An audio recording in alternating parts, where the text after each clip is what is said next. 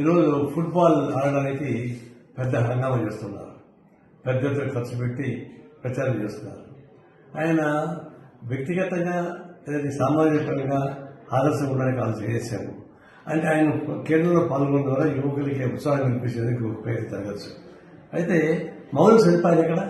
నేను Peru, Bolivia అవన్నీ తిరిగాను.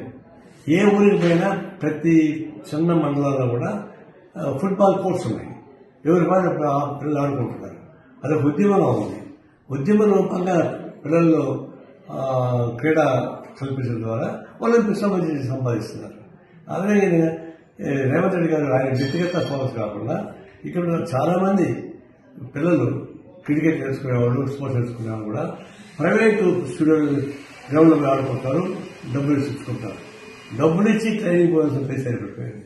తెలంగాణ ప్రాంతంలో ప్రతి జిల్లా హెడ్ క్వార్టర్స్లోనూ, మండల హెడ్ క్వార్టర్స్లో ఇట్లాంటి కోర్టులు ఏర్పాటు చేసి ఆ క్రీడకు ఉపయోగపడే పద్ధతులు మౌలిక సదుపాయాలు కల్పిస్తే అప్పుడు ఈరోజు ఆయన ఫుట్బాల్ ఆడడానికి అర్హత ఉంది. అవి కల్పించకుండా ఉంటే పెద్ద ఉపయోగం ఉండదు.